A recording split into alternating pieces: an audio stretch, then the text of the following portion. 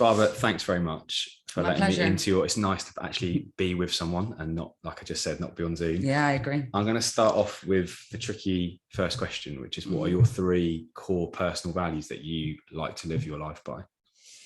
Okay, so you kind of have the normal ones like honesty and kindness and empathy and all of that. So I think we all want to have that within ourselves. But with certain things like during the day, what I think about is I want to do my best, which is very different on different days. And just that feel that I have that I'm capable of doing whatever I need to do. Okay. And whatever comes up against me, I can actually get past it and work through it and find a way.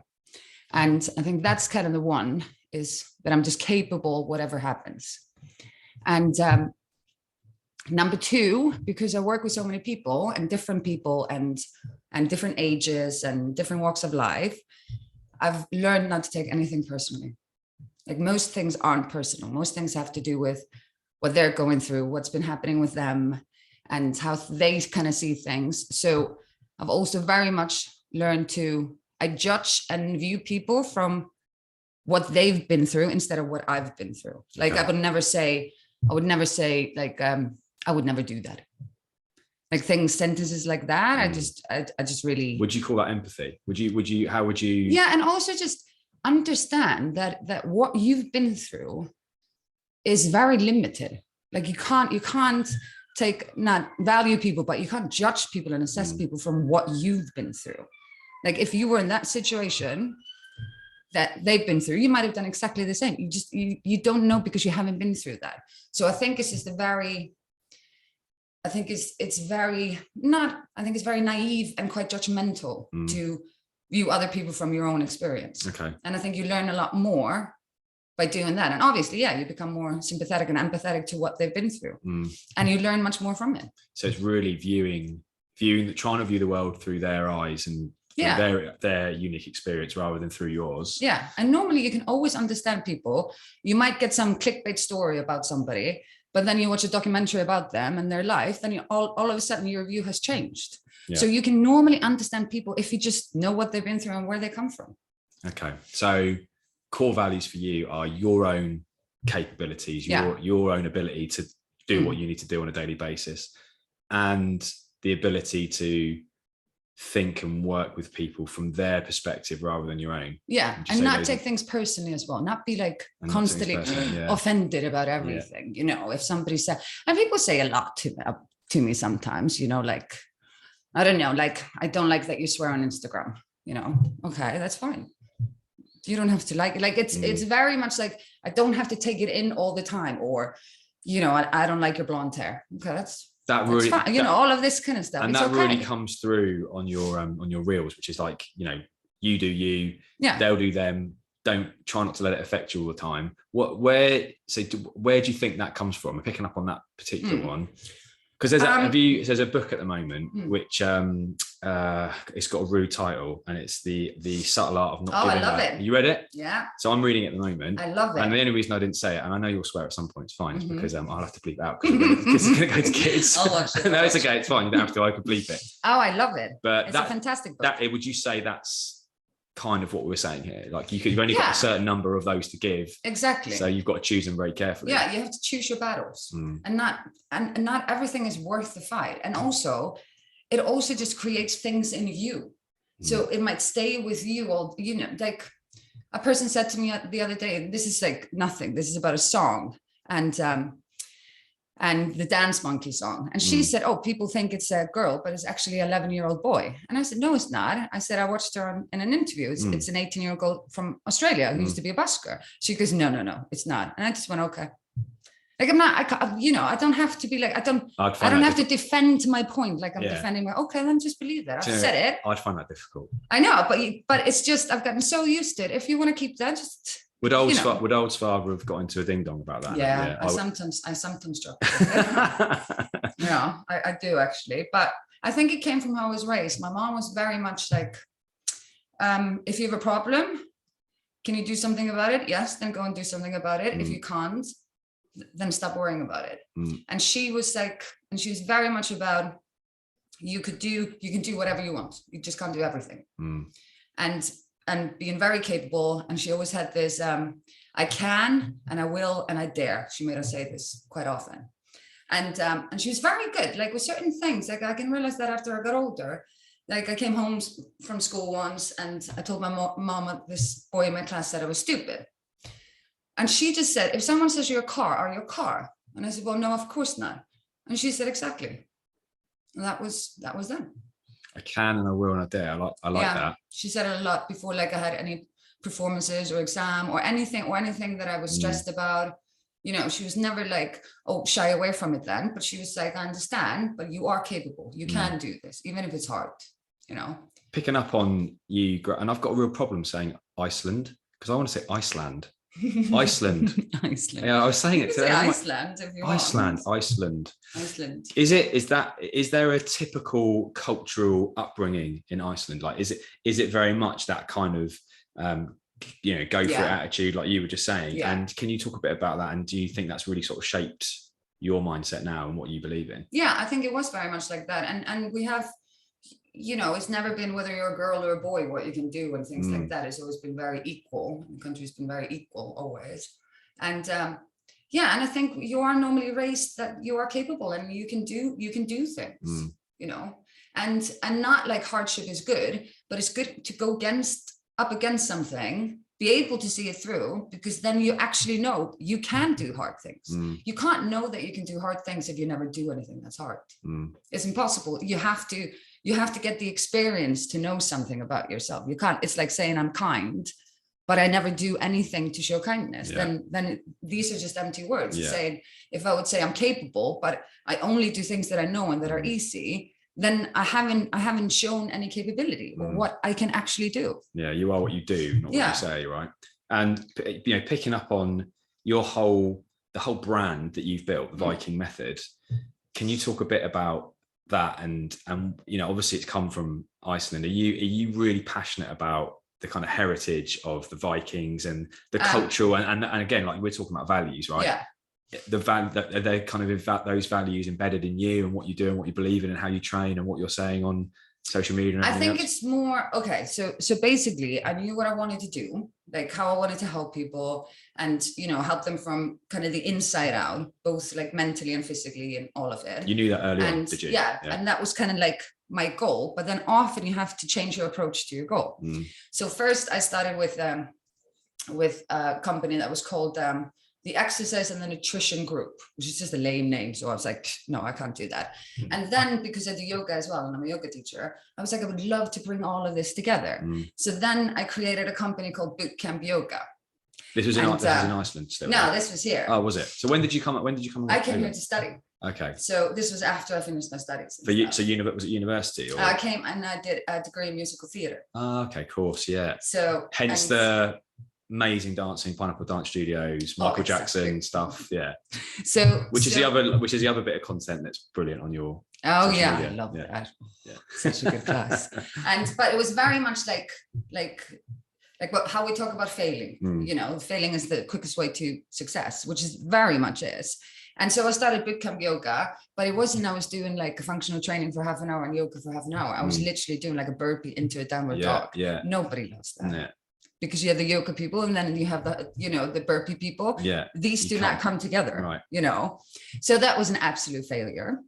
And so I kind of learned from these kind of companies. I learned what worked as a selling point, but I just made the product better. Like how I wanted to set it and with also with the mental aspect of things and what I wanted to do and stuff. And so I created the Viking Method, but also it's just because I come from Iceland. It sounds really good. Yeah. You know, it's also a little bit like that. But it is but it does work. Like think like a Viking. It is very much like, you know, don't go and burn down villages. I'm not meaning like olden days Vikings, but when people think about Vikings, they still think like strength and you're powerful and you can do things and stuff like that. And also because it was the same, like Vikings were women as well. And, you know, it wasn't they were just sitting at home and just the men went. So it's just about that kind of, what it brings with it. Is there a balancing act with it? Because probably quite sexistly, I think people think Viking and they think big hairy man, horns on the helmet. is it a balancing act with how masculine and feminine it is? Because like you used to use words like strength, capable and strong. And obviously that's how you very much come across, but I guess you don't want it to be overly masculine either, right? And is that conscious? Is that something that's conscious?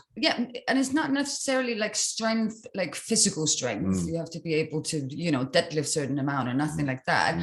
But it's just more like that belief in yourself. Yeah. That you aren't weak. These are all choices that you have. You have all of this strength, and that's why I quite like to do.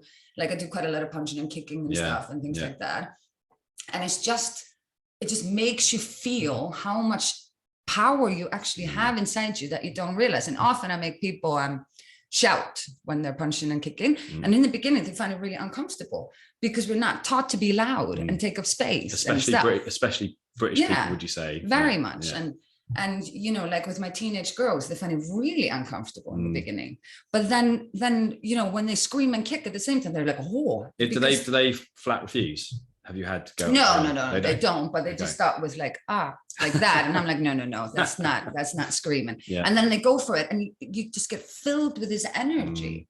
And it's just to kind of remind people that they have this energy. They don't have to go around like kicking people and screaming, but you have all of this power inside you that you've just forgotten. I just want to serve as a reminder to people how capable they actually are. Like you can always find a way. Often as a PE teacher, I do that kind of stuff with them, and always with the caveat was, please don't go and do this to don't go and punch people. Yeah. You sometimes have to say that. What's your sporting background? So I know a little bit about you because I think you used to play football, didn't you? And can you talk a bit about your sports that you played and how that might have kind of influenced what you're doing now? You talked about yoga, obviously. You like kickboxing. Would you call it kickboxing? Is it Muay Thai? Muay Thai, yeah.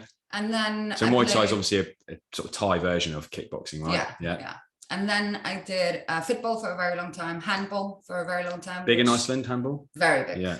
Like massive. And then I did dance always. Yeah. And so I've never trained ever. And then I used to go to the gym. I did aerobics, like when the aerobics were coming up. And I did it with a guy, I think, because it was here on telly, but I think he's not here anymore. He was Sporticus in Lazytown. Yeah. So he is Sporticus. Right. So he comes from Iceland. He created Lazytown, and he was my teacher. Was he? Yeah. Teacher. Aerobics teacher. Was it? And it was like the old school, like grapevine and that kind of stuff. Yeah. And we used to travel around. Once we went around Scandinavia, just to kind of show aerobics, and we did go to like schools and stuff like that. Oh, cool. So, but I think because I've always been so into sports and things, and it's more about what I'm doing and the performance and what it makes me feel like and makes my body being able to do. I've never ever gone into a single training session thinking about what my body looks like the look of like I have to train in order to obtain this kind of shape, or like never ever. It's never been a thought. It's always the mental benefit, and the aesthetics is a bonus. Do you see it as like a bonus byproduct? Is that how you describe it? Yeah, because the way I train, my body is going to be in a very like a healthy shape. It's going to be it's quite strong and adaptable and quick, and I get all of that from my training, but it's kind of like the byproduct that I have, a toned body just comes from, that's not the goal. Yeah. It just happens anyway, which often people forget. You will get there anyway. So you can actually just train for what if clients come to you and desperately want to work with you, and they say, I want to look this way, I want to look like this person, I want to be a bodybuilder. Do you say I'm not the right trainer for you? Are you just honest enough? No. Well, I say to them, okay, this is the difference. Like this is like the difference between a good goal and a bad goal. And I talk to my clients about that. First of all, everybody's body is different. Like, because I get this a lot from like media. Like, what would a woman have to do? How would she have to eat and train to have a body like Nicole Scherzinger or Amanda Holden? And I just say, well, they could do everything under the sun and they might still not look like them, because you're just different shape. Like if you're like me, I'm quite straight and lean. I will never have a curvy body. It's just, my genes are not like that and my body is not built like that. So no matter what I do, so if I would come to a trainer and be like, oh, can I look like, you know, this person who is like has a very curvy body, the trainer should say to me, that's not your body shape. But like I say to people, what can be our goal is put your body in the best shape your body can be in. So it's just very much about the person. And obviously if somebody comes into me and is very overweight, we work on that just to make the body kind of capable and healthy again. But it's never about looking like somebody else. And as soon as you do that, because then even if you have that goal and then you do everything and your body it's in fantastic shape and you can do everything and your energy is so good and everything, you're still going to feel not good enough because you still don't look like that person, which is terrible. Yeah. So it makes no sense. Same as when people come to me and say, I want to be 58 kilos. And I say, okay, why? Like, what's the logic behind this number, first of all? And they go, oh, I don't know. I just want to be 58 kilos. Like, so there's no reason. You're just making this number up. And if we train and the same thing, you become absolutely amazing and you're 59.5, then you're going to be unhappy because you didn't reach this number, which you just made up from nothing. Yeah. So we really talk about that kind of stuff. Like, those are bad goals. You want to look like somebody else and have a certain weight as your goal. So you very much don't compare yourself to other people. No. And that also comes into all your positive psychology stuff as well, isn't it? You do you be you. Yeah. What about you? Do you goal set? Do you like wake up and go, right, these are my goals, this is are you someone that writes down to-do lists and you have strategic goals for yourself? Or are you more kind of, this is what I believe in, we talked about your values, you know, you're capable, you're empathetic, you're not too sensitive. Do you just not let life take you where you want it to go, but how strategic are you with your own goals, I guess is what I'm trying to say? Quite, like when it comes to goals, what I want to achieve with my company and stuff, I am. And I can be quite relentless with them. But I think what's one of the core things I go by is that life is actually quite enjoyable and people are nice. Like, that's literally what I kind of, you know, I like life, you know, so I don't, and I'm not saying I wake up and I like jump out of bed and I'm like, wow, but I'm excited about the day and things like that. Because also I feel like I can create quite a lot. Like, I'm not what's kind of happening to me. I'm more like what I'm making happen in a way. And I can say that even if I know what the day is, even if I have like 6 clients in a row and things like that. But yeah, so I have very much goals when it comes to my company. And also, like, one of my goals is just to be very quite self-aware. I like that. Not like constantly as soon as I wake up, I'm not going, so how am I feeling necessarily? But it's more like when let's say something is said to me and I can feel emotions coming, I kind of sit with it a little bit and I go like, okay, am I reacting now? Are these emotions coming up because of what is going on or something because it's old and it triggered something? And, you know, things like that. Like, my parents used to argue quite a lot. So I would get very tense. I would find argument like really horrible when I grew up. So even if I was sitting on the tube and there would be a couple, like strangers, complete strangers, and they would start arguing, I would get really uncomfortable. And I could feel my adrenaline and I could feel so wary of them. And I just couldn't stop like wondering what's going to happen next. So it was more like that because I never knew where the argument was going to go. So it's the unpredictability of what's going to happen that I found so hard. But then but I know this. Did you know that at the time? Were you self-aware enough at the time, or is it only looking back with hindsight that you know? No, I've started working on this like, I don't know, 10 years ago maybe. And so I can actually go, do you know what? This is just old emotions coming to visit because you felt that a lot as a child. This is not how you're feeling right now. You know why this is.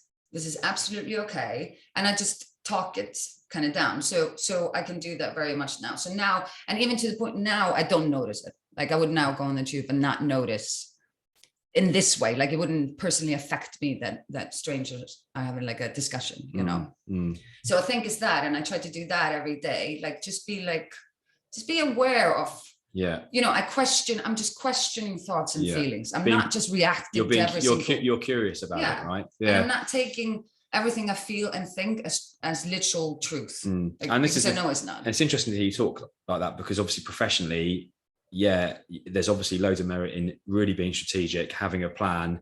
But personally, it's more going back to what you said at the start, being aware of who you are, what your values are, what you stand for, and being self-aware and self-reflective, I guess, right? And I think, you know, that probably comes with time and experience a little bit, doesn't it, as well? But yeah. And also what comes as well with when you start doing this is that I can also, if I do something wrong, you know, if I say something that I shouldn't have, or I react in a bad way or something, whatever, I can now criticize myself without scolding myself for it, without being really hard on myself, without going, oh, you're such a loser, and why did you do that? I can literally go like, do you know what? That wasn't right. I say my apologies if I need to, like properly. And then I can go like, I've learned from this. So next, if I'm in that situation again, I'm going to react like this. And then I just leave it. I'm not going all day about, oh, dude, I can't believe you did this. And you know better than, you know, this, blah, blah, blah. So I managed to, because I think that's really important. I think we need to be able to criticize ourselves. We need to be able to say, do you know what? That wasn't good enough. Or you failed there, or you reacted in a bad way, or you weren't being a good friend or a mother, or, you know, anything. And without letting it just destroy you completely. Yeah. Own it and accept it, but don't let it like drag you I can down, say right? like, that was what I did there was a failure, but I don't go, I am a failure. So I don't personalize things. Even big things, even like quite, you know, if you, we don't need to talk about anything personal at all, but if it's big, not just something small, is that harder? Yeah, it is a bit harder, but it's still like, because I have this that I call the greatest separation, and that's where you separate who you are and what you do. You know, so because I think then you can assess things much better. So like when I did the bootcamp yoga, and I was like, this is going to be amazing, the first of its kind and stuff, and you know, and then I was like, this is absolutely crap actually. But I could be like, okay, what have I, because I could say, okay, so this failed, so what do I need to improve or change or do better? And then you can take the best out of things, and then you just work from there, instead of, if I would just go, you know, it failed, I'm such a failure. It's much harder to step out of that hole. How can I change? I am a failure. It's a very difficult thing to change, because it's such an identity now. Yeah. So I just watch that I don't bring it into my full identity. Not labeling yourself with you are a failure. Exactly. Because then, you know, a failure won't be able to do anything good. So why would a failure even try? But we're all failures at the end of the day, aren't we? In some way, because you said the things that we fail at loads of things, which is fine. If you just go, okay, I can learn something from this, you know, you just win some and learn something. But I think it's the biggest thing of not, as soon as you label yourself as something or identify as something, you start to behave as how you identify yourself, because this is your identity. So let's say, you know, let's just say that I'm not very good at public speaking or speaking in front of people or doing anything. I'm not very good at performing. So as soon as I have that as my identity, I wouldn't go forwards and do that, because I know I'm not very good at it. It's not who I am. But if I just go, I would love to learn how to be better at performing. So what seminars can I do and stuff like that? This is something that I just don't know how to do. And how can I get better at it? Instead of going, I am just a person who will never be able to speak or do anything, because I am, you know, I'm afraid of the attention they get or whatever. So then you've identified yourself, and then you will just keep that until you break that identification. And I think that's really important. That's really cool. And in education, and you've probably heard this term, it's growth mindset. Carol Dweck, she's done it's all about being open to, and you know, one thing I was going to ask you as well, like, you know, you're a personal trainer, I'm not trying to label you. I've started doing some fitness work. I often get clients say, I ask them what they like, because a bit like you, I don't say, oh, I only do CrossFit, I only do yoga. Like I like to, it's like a melting pot of stuff. But often they'll say, I don't like running. That's always one. I'm not a runner. They'll often label themselves, I'm not a runner. Yeah, very much. And then it's like, you know, exactly what you were saying. It's then picking that apart a little bit, isn't it? And saying, right, okay, you might not enjoy it, or don't label yourself as a non-runner, because, you know, again, ultimately we're all human beings, and we all should be able to move our bodies, and we all should be able to if, you know, unless there's something specific there. So yeah, that's really interesting. And I think it's very much about, like, I had a client the other day, it was a new client, this was some time ago, and she's 16. And in the first session, I did boxing with her. And she had never done boxing. She told me this. She had never done boxing. And then when I'm putting the gloves on her, she says to me, oh, I'm really worried I'm going to be bad at this. And I said to her, don't worry, you are going to be bad at this because you haven't done it before. Right. And I said, you've never ever punched before. And she was like, no. And I said, so why do you think you're going to be good at it? Like the expectations are ridiculous. Yeah. You know, just do your best. And that in the beginning is going to be bad. Yeah. And I think, and very much with young people today, the expectations they have for themselves is they should be able to do better than their best and better than their skill set and better than what they know now. So, and because you go into it like that, you give up so quickly because you expect yourself to be good and then you're not. And then you go like, oh, I'm so bad at this. I'm such a loser. Why can't I do anything right? And just see what I look like doing this. And it's so bad. And that's going to stop you instead of going, do you know what? I've never done this before. I'm really excited about learning this. And then if you stick with it, eventually you are going to be good at it. I'm bad like that. I do jiu-jitsu, Brazilian jiu-jitsu. I got my blue belt, which is just a 1-up. And I was, as a white belt, I was fine. Yeah. Like psychologically, I was like, I'm a newbie, I'm a beginner. It doesn't matter if I fail. Yeah. If you beat me, you're a black belt, brown belt, whatever. And then all of a sudden I got a blue belt and I just put expectation on myself. Oh, I can't be bad anymore. And it's really affected me. And I'm still struggling, but with other things, and I'm that person, I don't want to be bad. And getting the belt is almost in martial arts, someone saying you're better now.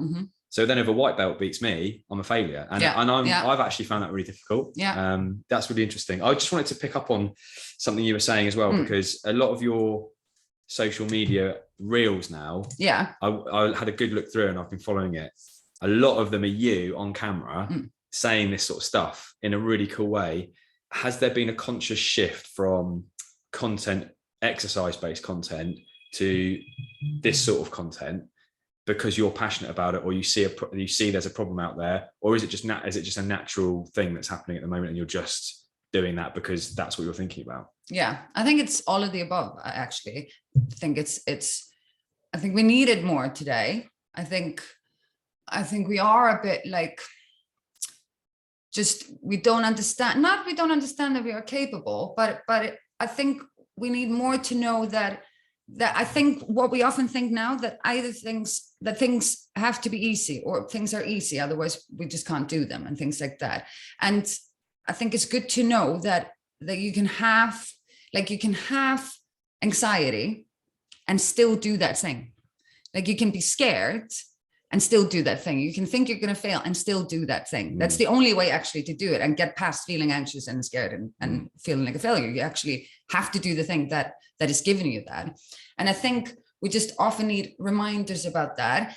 And also, I think it's more important that the shape of your mind and the shape of your self, I think it's more important than the shape of your body. You should always exercise your body and really take care of it.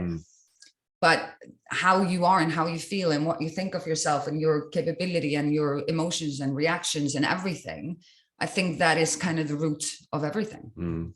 How interested are you in the link between physical and mental health? Very. Is that obviously it's always been something you're interested in, but is that something you think a lot about, and you think about like the chemical effect and the endorphins, or what very much there? like the thoughts are kind of the language of the brain, and then the emotions are the language of the body. So it's very interactive, your emotional and your physical state. Has that always been something I've always been really interested in that. And also, like, as soon as you know how your brain and your body works and hormones work and all of that, you can understand more when you get like a rush of feelings over you or a certain thought. And so you can stand back a bit from it without letting it, so it doesn't consume you, like even with, let's say, anxiety, because you can make your body addicted to something. Let's say I'm anxious all the time and I give into that and I have,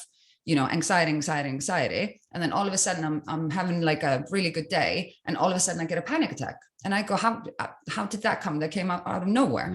And it's just because now the body is so addicted to the anxiety that if it doesn't get its dose, it will actually produce it chemically addicted. Yeah. So it just needs it to come on. And that's why change is so hard for people, because the body and the brain just wants to stay where they are, even if it's a bad place. They don't care if it's a good or a bad place. So you have to go against all of these things when you're making a change. So I always say to people, do not expect it to be easy. Do not expect that you will be motivated or inspired or actually want to do this change. You won't.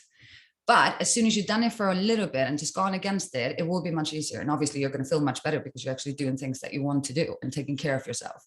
But I think people think motivation is like another thing that I talk about quite a lot, because it makes no sense. I mean, motivation is never going to be there if you're doing something new or something hard or making a change.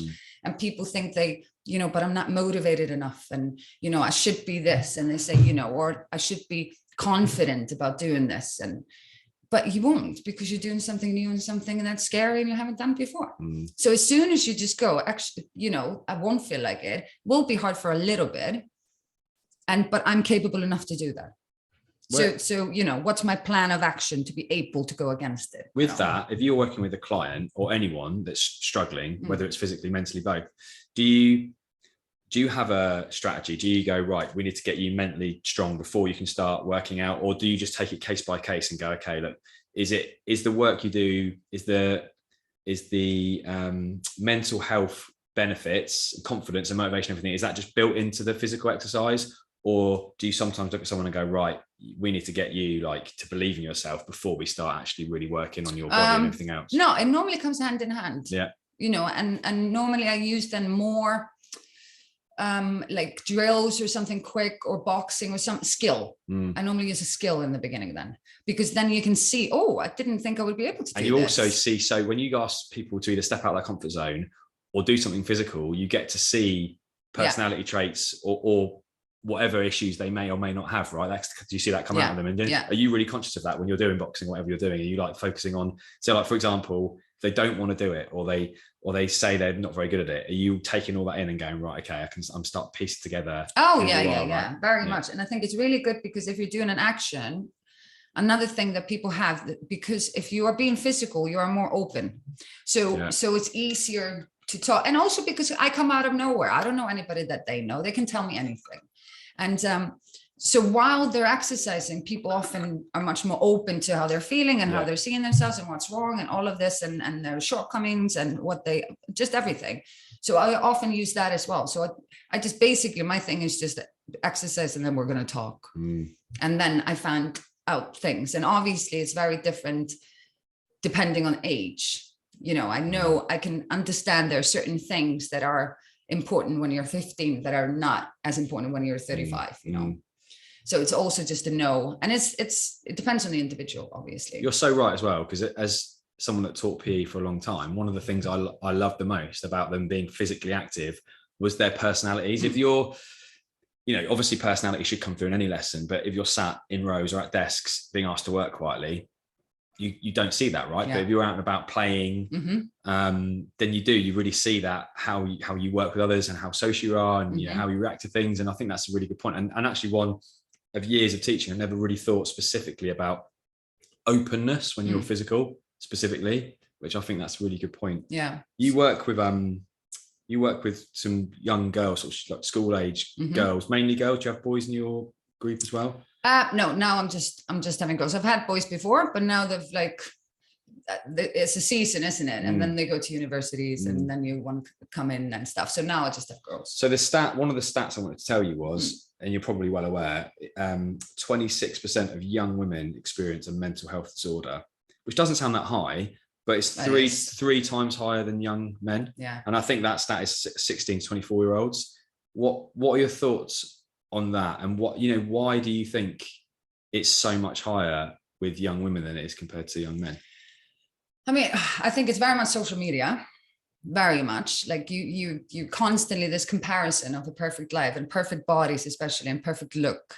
And with everything, not just the filters, literally you can change yourself completely. So most of the time you're comparing yourself to a person that isn't even there. Yeah. So you can't win. It's impossible to be happy with something where you're constantly feeling like you could be so much better. And also I think with the rise and like the normality of plastic surgery and changing yourself, because I can remember me as a teenager, like with certain things you couldn't change. Like it wasn't like a given that you would just have if you didn't like your nose, you would just have a nose job, or you would change your, sharpen your jaw or whatever, or make your lips bigger. It just wasn't there. So you didn't give it a second thought because you couldn't change it anyway. So why wouldn't you just be okay with it? So it's a very much like, as soon as you have the option of looking like somebody else, why would you be satisfied with looking the way you look? Yeah. So I think it's also that just to that comparison in social media.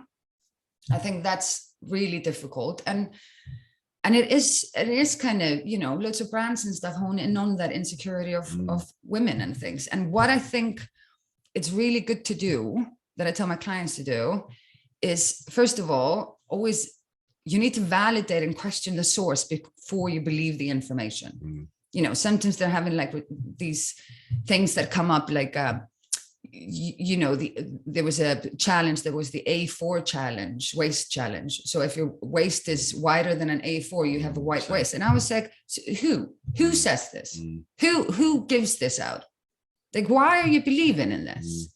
So, and they're like, oh, somebody just said that. And I said, so that's good enough. Like yesterday you were fine about your waist, but because somebody who you don't even know says something, then now you're going to be unhappy with your body. You have to be a little bit more, you have to respect yourself a little bit more than that. You know, there shouldn't just be anybody that comes and says whatever, and then you just take it in as truth. And this is just who you are from now on. And then you limit yourself into, oh, it's because, you know, Poppy in year 10 told me this. Like, who cares? Like, it's very much like, okay, so what do we think of the source?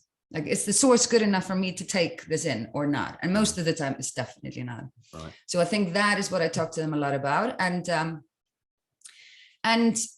also I think it's really important to have things that you love to do, that you see. So it's not just about how you look, you have these interests and hobbies and skills and things. And I think that's really interesting, because then your being is just bigger than exactly how you are at this moment or what is in fashion at this moment.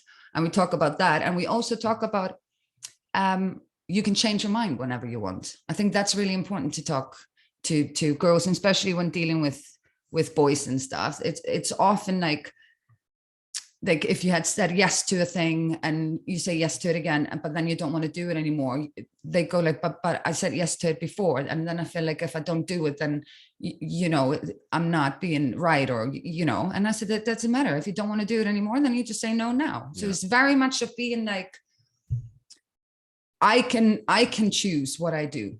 And if I like something before and I don't like it now, that's absolutely fine. And like Alicia Keys, like when she stopped wearing makeup completely, and it was really big, and it was in all, you know, all the magazines and stuff like that. And then about a year later, she's in the dressing room, and Adam Levine, he comes in and she's putting on lipstick, and he goes, oh wait, I thought Alicia didn't wear makeup. And she just said, I do what I want to do. I don't care if I said that. It doesn't matter. Now I just want to wear lipstick. So now I don't have to justify that. So it's very much, you don't have to justify who you are. You can literally be who you are. And if people don't understand that, then, you know, they're not your people anyway. So it's just more about kind of strengthening them and making them question things, like a brand called Brandy Melville. They only do one size. So now if you don't fit into their size, then you don't look good enough. This is just literally a shop. And the shop is making you feel like you're not good enough. I've never heard of that shop. How are they allowed to do that? It's terrible. I just find it, but it's more like, come on, let's not give them the satisfaction. This is a gimmick, you know. So let's just see it for what it is. So it's more like just having a little bit of critical thinking to all this awful information that's coming to you, making you doubt yourself so much. So we do a lot of that. Yeah. Like, why are you thinking this way about yourself? Because of that. But so it's about questioning these thoughts that you have about yourself, you know. That's really good. Is that something is that like part of the quest for you? Do you see young women as an area that you want to target more? Or is that, again, just something that they've come to you, you're working with them? You know, is that an area? Yeah, I kind of started with that. I started with training their parents, and then started training them and stuff. But I am really interested, because it's not going, social media is not going anywhere, right? And well, probably not. No. And I'm not, you know, all the talk of AI, the metaverse, I don't know whether you even like, I'm just trying to get my head around kind of like, it's going to happen. There's going to be more. Is it going to be, I think it, you know, could even be a scarier place than it is now. What's, you know, a difficult question. I don't expect you to know the answer, but what do you ever think about that? And do you ever think about the way that it's going and the problems that it creates. Oh yeah. And I think it's very much also what I say to my clients, they have to be on a proper, like, they have to be very strict what they have on their social media and stuff. Like literally, like my social media, like my Instagram, I don't have anything that I don't want to see. It's a choice, isn't it? Yeah, like choosing. I don't follow people who are representing what I don't like. I don't have anything on my For You page. Nothing comes up that I don't want to see. But one day, I just accidentally, I was clicking on something and I clicked on one of the Kardashians in a dress and went out of it. After that, I went into my For You page, was like this horrible thing all of a sudden. It was all about this girl and they were showing her waist and saying how heavy she was and who was better at this way. Like I got everything just about the body. And I thought, me my age, if I would see this every day, it would go in. Like it would eventually go in. Like you can't, it's like the saying, you can't heal yourself in the environment that's making you sick. It's impossible. You have to leave the sick environment. So you can't be like, oh, I'm happy with who I am and I'm confident, I don't care and I don't compare myself, and all you're doing is comparing yourself. It's impossible. So you have to leave what's making you be like that, and you have to learn that you can actually, like I hear people say quite often, like, oh, this is just who I am. You can always change who you are. Like this is like very, very known. There's nothing set in stone anywhere. And also learning, like confidence was a big thing, like for my clients, about learning how confidence works, because they often thought that you just are confident or not, and that's just how it is. But you're never going to be confident, like the saying, you're not going to be good at things that you try for the first time and start with. You're not going to be confident when you're doing anything that's new. Like when I was pregnant with my daughter when I was 17, I wasn't confident about my motherhood skills, like at all. I'd never done it. I had no clue what I was going to do.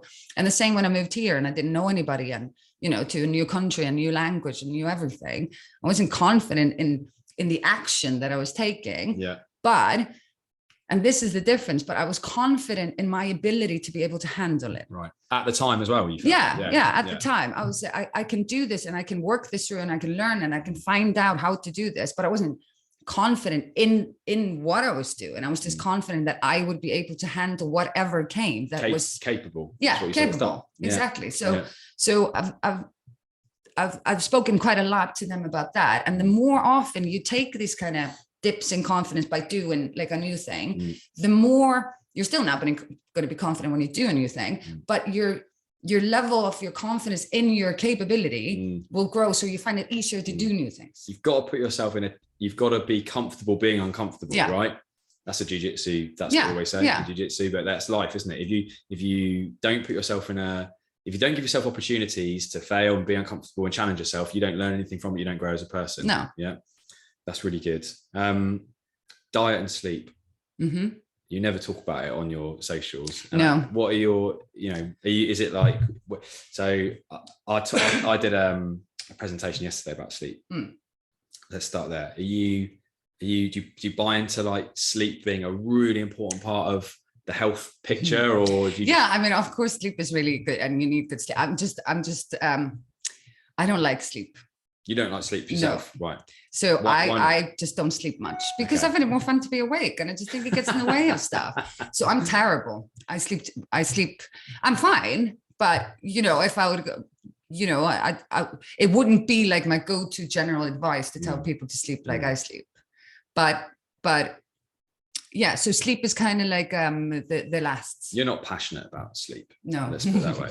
And it's kind of the last thing on my mind. But I know still I'm never that little that I'm not functioning. I'm fully functioning. I heard it described as the kind of forgotten ugly stepsister of health. Yeah. So diet everywhere, exercise everywhere, mental health obviously now everywhere, and then sleep's like left in the corner. I know. But I know that sleep is very important. But they kind of started with that you need 8 hours, but now they're saying it can be quite individual. So but I talk to my clients about their sleep, actually, like the quality of their sleep, if they're sleeping well and things. And so it always forms part of your picture. Yeah. And also like how many hours they need, and then they have to get those hours. Like it's very individual as well, what you can function on. Now, I have a client and she needs to get 9 hours. And then I have another one who's fine with between 8 and 7 and no less than 7. So then you have to go from then you have to get your 9 hours because then you're actually going to be fully functioning, you know?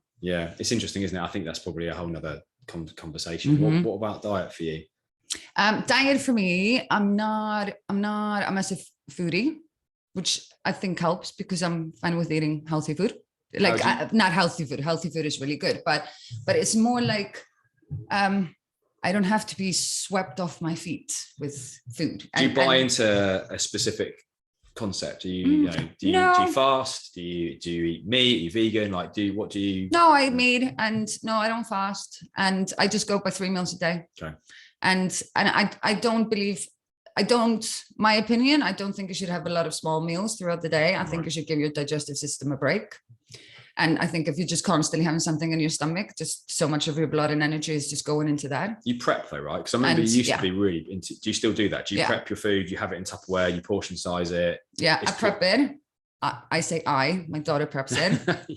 And it's quite good. So we just cook a bunch and have it in the fridge. So we never go out to eat almost ever because we just always have it here and we like the food and we have certain things, like there's certain recipes. I never get tired of things. So I can literally eat the same thing every week for as long as I will live. So I think that's why often I don't kind of talk about or share what I eat because it's literally like 7 different things. Okay. And I just love it and it gives me everything and it's good. And the same like with a green smoothie, I just like if somebody else would taste it, they would be like, ooh. But I'm sure you sent me a picture of one that was like brown. It's really ugly, isn't it? It tastes nice. But no, it doesn't taste particularly nice. But you don't care. I don't care. Like, it doesn't taste bad to me. I'm used to it. And also it's just really good to get all the veggies in like that. So I can literally like the taste isn't like the number one thing when it comes to the smoothie. Like all my meals taste really nice and things like that. But I just don't need endless variety. And I think also what's really good, what I think is very good for people because so you have willpower and people often think, you know, if you don't have willpower or something, you're just lazy or you should have endless of willpower, but you literally have a tank. So as soon as you wake up, the tank is full. Then with every little decision that you make, a little bit gets chipped away. And that's why you're more inclined to eat junk food at night or argue with your partner at night than in the morning because your willpower is just gone. So your tank is almost empty. And what is a very big thing that takes out of the tank is thinking about what to have as meals. Like nobody likes it. Everybody's like, oh.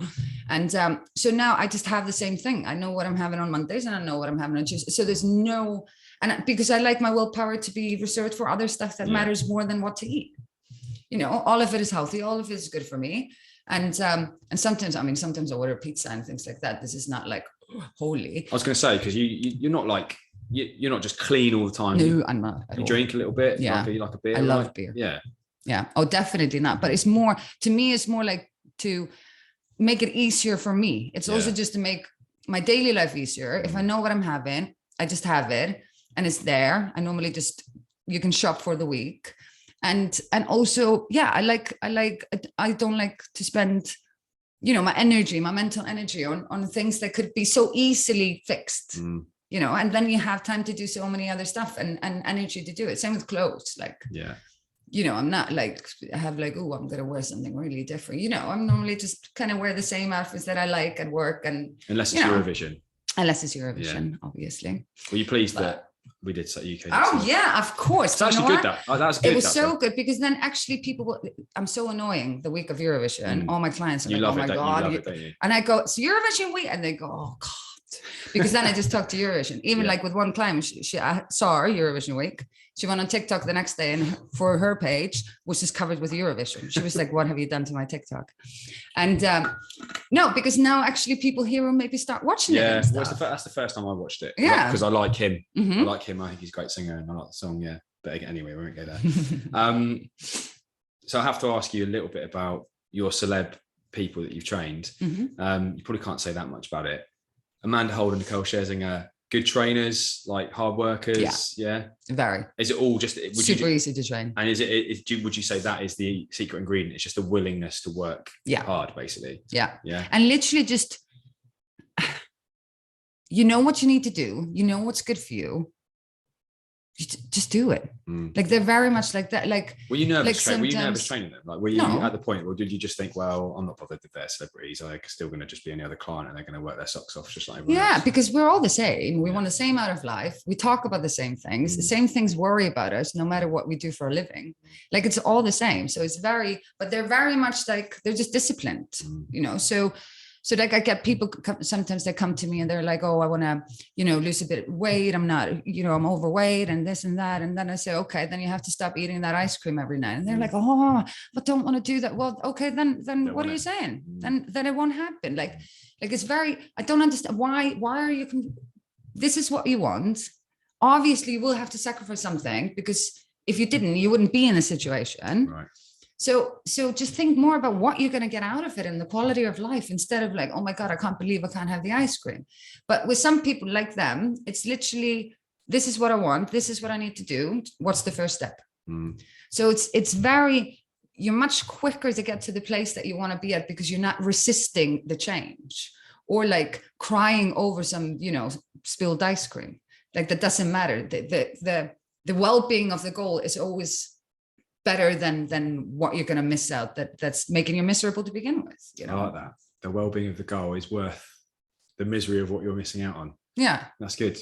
Have you got any stories about them you can share? Like, is there any like funny ones or anything that you're allowed to share? No, I mean, I'm probably allowed to share it. But you can't. It's just, no, I mean, what about any funny sort of training stories? Can you think of anything that, like, you don't have to say names or anything, they don't have to be the celebrities either, but is there anything that like stands out for you that is funny, that you've, like, people that you've worked with or something that's happened? Or that's funny. Do you know what, all my clients are very different, and most of them are quite mad, actually. So they're in, you know, they have often very different lives and stuff like that. So some of the stuff, what can I say? Tell this story?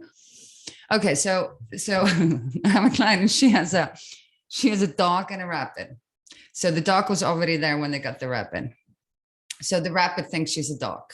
Yeah. Right. So the rabbit behaves like a dog. So she greets you at the door, and she lies with you when you're watching telly and stuff like that. So the rabbit is a dog.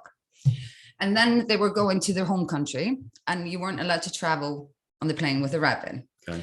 And so they were like, what to do with the rabbit? You know, we can't send her to a dog hotel because she is actually a rabbit, and we don't want to put it like on a rabbit form because she might come back just like a rabbit, and we like this dog rabbit that we have. Anyway, they booked a private jet for the rabbit to go back with them to the country. That's when you know you've made it, isn't it? Just for the rabbit. And I was like, are you kidding? One day I want to be able to book a private jet for a rabbit. Yeah, I haven't got a rabbit, but I'm not scared of rabbits. Like that. Yeah, but I've never had a rabbit. Have you seen the film Watership Down, the cartoon with that? No. Oh, it's scary, and it's rabbits, and they're scary rabbits. Last question. Mm-hmm.